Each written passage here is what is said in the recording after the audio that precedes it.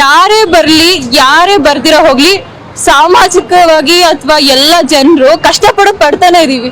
ಯಾರು ಬಂದು ಯಾರು ಬರ್ದಿರೋ ಹೋಗ್ಲಿ, ದುಡಿತಾನೆ ಇದೀವಿ. ಒಂದ್ ಬಸ್ ಫ್ರೀ ಕೊಟ್ರ, ರೇಷನ್ ಅಥವಾ ಪೆಟ್ರೋಲ್ ಜಾಸ್ತಿ ಮಾಡಿದ್ರು, ನಾವು ಕಷ್ಟಪಡೋದು ಪಡ್ತಾನೆ ಇದೀವಿ. ಗೌರ್ಮೆಂಟ್ ನಮ್ಗೇನೋ ಹೆಲ್ಪ್ ಮಾಡ್ಬಿಡುತ್ತೆ, ನಮ್ ಲೈಫ್ ನ ಸರಿ ಮಾಡ್ಬಿಡತ್ತೆ, ಅದೆಲ್ಲ ಬರೀ ಮೂರ್ಖತನ ಅನ್ಸುತ್ತೆ. ಈಗ ಯೂತ್ಸ್ ಅಷ್ಟೇ, ಎಷ್ಟು ಜನ ಕೆಲಸ ಇಲ್ದಿರ ಒದ್ದಾಡ್ತಾ ಇದೀವಿ. ಅದ್ರಲ್ಲಿ ವಾರ್ ಅಂತೆ, ನಾವ್ ಓದ್ಬೇಕಾರೇನೆ ಕೊರೋನಾ, ನಾವ್ ಇನ್ನೇನು ಈಗ ಯಾರಾದ್ರೂ ಮದ್ವೆ ಆಗ್ತಿದ್ರೆ ಡೈವರ್ಸ್ ರೇಟ್ ಜಾಸ್ತಿ, ಇನ್ನು ನಾವು ಕರೆಕ್ಟ್ ಪ್ಲೇಸ್ಮೆಂಟ್ ಹೋಗೋಣ ವಾರ್ ಅಂದ್ರೆ ಓಕೆ. ಅದ್ರ ಬಗ್ಗೆ ಯೋಚನೆ ಮಾಡಕ್ಕಿಂತ ಯಾವುದೇ ಪೊಲಿಟಿಷಿಯನ್ ಬರ್ಲಿ ಮ್ಯಾಮ್, ಪ್ರಾಬ್ಲಮ್ಗೆ ಇನ್ನೊಂದು ಪ್ರಾಬ್ಲಮ್ ಸೃಷ್ಟಿ ಮಾಡಬೇಡಿ. ಪ್ರಾಬ್ಲಮ್ ಏನಿದೆ ಅಂತ ಫಸ್ಟ್ ಪಬ್ಲಿಕಲ್ ಆಗಿ ಅನಲೈಸ್ ಮಾಡಿ. ಕೆಲಸ ಸಿಗ್ತಿಲ್ಲ ಅಂದ್ರೆ ಏನ್ ಸಿಗ್ತಿಲ್ಲ, ಅಯ್ಯೋ ಪಾಪ್ಯುಲೇಷನ್ ಜಾಸ್ತಿ ಆಗೋದು ಕೆಲಸ ಸಿಗ್ತಿಲ್ಲ, ಅದಲ್ಲ, ಸ್ಕಿಲ್ ಇಲ್ಲ, ಎಲ್ಲ ಔಟ್ಡೇಟೆಡ್ ಸಿಲೆಬಸ್.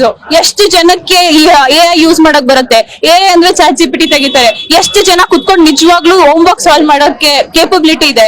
ಯಾವಾಗ್ಲೂ ಅಮೆರಿಕ ದುಡ್ಡು ಮಾಡ್ತು, ನಮ್ ದೇಶದಲ್ಲೇ ಮ್ಯಾಮ್ ಜಾಸ್ತಿ ಸರಸ್ವತಿ ನಾವು ಬೇಡೋದು. ಅರೆ ಜಾಸ್ತಿ ಎಜುಕೇಟೆಡ್ ಇರೋದು ಚೈನಾದಲ್ಲಿ, ಜಾಸ್ತಿ ಲಕ್ಷ್ಮಿನ್ ಬೇಡ್ತೀವಿ, ದುಡ್ಡಿರೋದು ಅಮೆರಿಕಾದಲ್ಲಿ. ದಯವಿಟ್ಟು ಏನೋ ಮೂರ್ಖತನವಾಗಿ ಮಾಡಬೇಡಿ.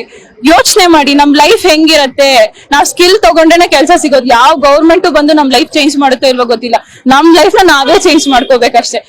ಯಾರೇ ಬಂದ್ರು ಅವ್ರವ್ರ ಮನೆಗಳಿಗೆ ಸೇಫ್ ಮಾಡ್ಕೊಳ್ಳೋದೇ ನೋಡ್ಬೇಕು. ಎಲ್ರು ಮನುಷ್ಯರೇ, ನಾನ್ ಹೋದ್ರೆ ನಮ್ ಮನೆಗ್ ಯೂಸು. ಅದೇ ತರ ಪಾಲಿಟಿಕ್ಸ್ ನಡೆಸಿದ್ರೆ ಅವ್ರ ಮನೆಗ್ ಸ್ವಲ್ಪ ಸೇಫ್ ಮಾಡ್ಕೊಂಡು ಇನ್ ಮಿಕ್ಕಿದ್ ಏನಿರೋದು ಅದನ್ನ ರಾಜಕಾರಣ ನಡೆಸ್ತಾರೆ ಅಷ್ಟೇ. ನಾನು ಯಾವ್ದೇ ತರ ಫಿಲ್ಟರ್ ಯೂಸ್ ಮಾಡಕ್ ಇಷ್ಟ ಪಡಲ್ಲ. ಎಲ್ಲಾನು ಇದೇ ನಡೀತಾರೆ. ಯಾವ್ದೇ ಗೌರ್ಮೆಂಟ್ ತಗೊಳ್ಳಿ, ಬಿಟ್ಟಿ ಭಾಗ್ಯ ಕೊಟ್ರು ಅವ್ರು ನಮ್ ಕೈಯಿಂದ ಕಿತ್ಕೊಂಡು ಇನ್ನೊಂದ್ ಕಡೆಯಿಂದ ದಾನ ಮಾಡ್ತಿದಾರೆ ಅಷ್ಟೇ. ಹಂಗೋರ್ ದಾನ ಮಾಡೋಷ್ಟು ಕರುಣೆ ಇದ್ಬಿಟ್ಟಿದ್ರೆ ನಮ್ ದೇಶ ಇನ್ನೂ ಎಲ್ಲೋ ಹೋಗ್ಬಿಟ್ಟಿರೋದು. ಎಷ್ಟು IT ರೈಡ್ ಆಗುತ್ತೆ, ಅದೆಲ್ಲ ಯಾರು ಮಾತಾಡ್ತಾರೆ ಮ್ಯಾಮ್? CM ಮನೇಲಿ IT ರೈಡ್ ಆಗಿರುತ್ತೆ. ಎಜುಕೇಶನ್ ಮಿನಿಸ್ಟರ್ ಕ್ವಾಲಿಫಿಕೇಶನ್ ಏನು? ಎಷ್ಟು ಜನ ಸ್ಕಿಲ್ಡ್ ಆಗಿದ್ದಾರೆ? ನಮ್ ದೇಶದಲ್ಲಿ ಎಷ್ಟು ಜನಕ್ಕೆ ಅನ್ಎಂಪ್ಲಾಯ್ಮೆಂಟ್ ರೇಷಿಯೋ ಏನಿದೆ, ಅದಕ್ಕೆ ಏನ್ ಪ್ರಾಬ್ಲಮ್ ಅಂತ ಗೊತ್ತು? ಇದೆಲ್ಲ ಪಾಲಿಟಿಕ್ಸ್ ಹೇಳ್ತಾರ? UPSC ಎಕ್ಸಾಮ್ ಎಷ್ಟು ಕಷ್ಟ, ಅದೇ ತರ ಪಾಲಿಟಿಷಿಯನ್ಗೂ ಒಂದು ಎಕ್ಸಾಮ್ ಬರ್ಸಿ ಪಾಸ್ ಮಾಡಿಸಿ ನೋಡೋಣ, ಆಗಲ್ಲ.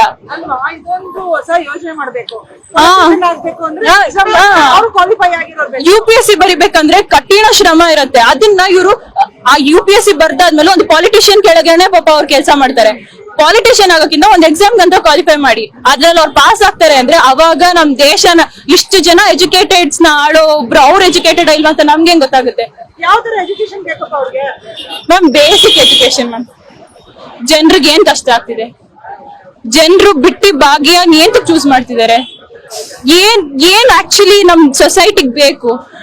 ಸುಮ್ನೆ ದುಡ್ಡು ಕೊಡ್ತೀವಿ, ಅಷ್ಟ್ ಕೊಡ್ತೀವಿ, 2,000 ರೂಪಾಯಿ ಕೊಡ್ತೀವಿ, ಫ್ರೀ ಬಸ್ ಕೊಡ್ತೀವಿ, ಅದ್ ಬೇಡ. ಇವಾಗ ಯಾರ್ಯಾರಿಗೆ ಆಕ್ಚುಲಿ ಏನ್ ಈ ಒಂದು ರೇಷಿಯೋ ಅಲ್ಲಿ, ಇವಾಗ ಎಲ್ಲೋ ಸ್ಲಮ್ ಪ್ಲೇಸಸ್ ಇದೆ, ಏನೋ ಇದೆ, ಅಲ್ಲಿ ಹೋಗಿ ಅವ್ರಿಗೆ ಇವಾಗ ನಾನು ಒಂದೇ ಸತಿಗೆ ಅನ್ಎಂಪ್ಲಾಯ್ಮೆಂಟ್ ಎಲ್ಲ ಕ್ಯಾನ್ಸಲ್ ಮಾಡ್ಬಿಡಿ ಅಂತ ಹೇಳಕ್ ಆಗಲ್ಲ. ಅವ್ರು ಬೆಳದ್ ಬಂದಿರೋ ವಾತಾವರಣ ಹಂಗಿರತ್ತೆ. ಒಂದೇ ಸತಿಗೆ ಅವ್ರನ್ನ ಎಜುಕೇಟೆಡ್ ಮಾಡಿ ಎಲ್ಲರಿಗೂ ಐಫೈ ಕೆಲ್ಸಾನೇ ಕೊಡ್ಸಿ. ಸಣ್ಣದಿಂದ ಸ್ಟಾರ್ಟ್ ಮಾಡಿ. ಬೇಸಿಕ್ ಆಗಿ ಮಕ್ಕಳಿಗೆ ಗುಡ್ ಟಚ್ ಬ್ಯಾಡ್ ಟಚ್ ಹೇಳ್ಕೊಡಿ. ಯಾಕಂದ್ರೆ ಎಲ್ಲ ಎಜುಕೇಟೆಡ್ಸ್ ದಡ್ಡನ್ ಮಕ್ಳ ತರ ಆಡೋದು. ಅದಕ್ಕೆ ಅವ್ರಿಗೆ ದಯವಿಟ್ಟು ಗುಡ್ ಟಚ್ ಬ್ಯಾಡ್ ಟಚ್ ಅಂದ್ರೆ ಏನು, ಹುಡುಗಿರಿಗೆ ಹೆಂಗೆ ನಮ್ಮನ್ನ ನಾವು ಹ್ಯಾಂಡಲ್ ಮಾಡ್ಕೊಂಡ್ರೆ ಸ್ವಲ್ಪ ಜನ ನಮ್ಮಿಂದ ದೂರ ಇರ್ತಾರೆ. ರೇಪ್ ಕೇಸಸ್ ಜಾಸ್ತಿ ಆಗ್ತಿದೆ, ಇದನ್ನೆಲ್ಲ ಏನ್ ಜಾಸ್ತಿ ಆಗ್ತಿದೆ, ಇದನ್ನೆಲ್ಲ ಮಾತಾಡ್ರೆ ಪೊಲಿಟಿಷಿಯನ್ಸ್ ಕುತ್ಕೊಂಡು ನಗ್ತಾರೆ. If you can't escape from the rape, just lie down and enjoy ಅಂತ ಹೇಳ್ತಾರೆ. ಎಂತ ಸ್ಟುಪಿಡ್ ಸ್ಟೇಟ್ಮೆಂಟ್ಸ್ ಮ್ಯಾಮ್ ಇದೆಲ್ಲ. ಅದೇ ಅವರು ಹೆಂಡತಿ ಮಕ್ಳಿಗೆ ಇದನ್ನೇ ಹೇಳ್ತಾರೆ, ಅದನ್ನ ಪಬ್ಲಿಕ್ ಅಲ್ಲಿ ಹೇಳ್ತಾರೆ. ಅದನ್ನ ಈ ತರ ಕೆಟ್ಟ ಪಾಲಿಟಿಕ್ಸ್ ಇರೋದ್ರಿಂದಾನೇ ನಮ್ ದೇಶ ಇನ್ನೂ ಉದ್ಧಾರ ಆಗಲ್ಲ. ಇನ್ನು 15 ವರ್ಷ ಹೋದ್ರು ಉದ್ಧಾರ ಆಗಲ್ಲ. ಯಾರೋ ಒಬ್ರು ಒಳ್ಳೇದ್ ಮಾಡ್ತಾರೆ ಅಂದ್ರು ಎಲ್ಲರೂ ಅದಕ್ಕೆ ಕಲ್ಲು ಹಾಕದೆ. ಯಾರೋ ಒಬ್ರು ಏನೋ IAS ಆಫೀಸರ್ IPS ಆಫೀಸರ್ ಏನೋ ಮುಂದೆ ತಗೊಂಡ್ ಬಂದ್ರೆ ಅವ್ರನ್ನ ಕೊಲೆ ಮಾಡ್ಬಿಡ್ತಾರೆ. ಹೇಳಿದ್ರೆ ಓ ಏನಾಯ್ತು ಏನೋ ಗೊತ್ತಿಲ್ಲ, ಹೆಂಗ್ ಕೊಲೆ ಆಯ್ತು ನಮಗ್ ಗೊತ್ತಿಲ್ಲ ಅಂತ. ಯಾರ ಹತ್ರನು ಏನು ದಾಖಲೆಗಳಿಲ್ಲ.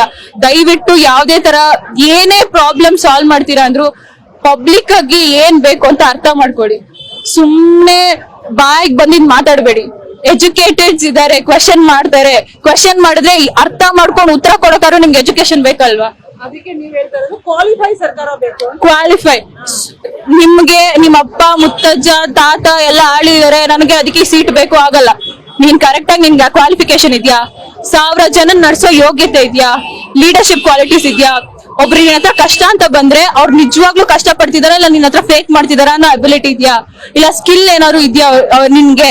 ಇಷ್ಟ ಜನ ಬಂದ್ರೆ ನನ್ ಕೈಲಿ ಹ್ಯಾಂಡಲ್ ಮಾಡಕ್ ಆಗುತ್ತಾ? ಇಷ್ಟೆಲ್ಲ ನಿಂಗಿದ್ರೆ ದಯವಿಟ್ಟು ಯಾವುದೇ ರಾಜಕಾರಣಿಗಳಾದ್ರೂ ನೀಟಾಗಿ ನಮ್ ಸರ್ಕಾರ ನಡೆಸಿ ಯಾಕಂದ್ರೆ ನಮ್ ಎಲ್ಲಾ ಟ್ಯಾಕ್ಸ್ ಕಟ್ಟೋದಾಗ್ಲಿ ಎಲ್ಲಾನು ನಿಮ್ ಮೇಲೆ ಡಿಪೆಂಡ್ ಆಗಿದೆ.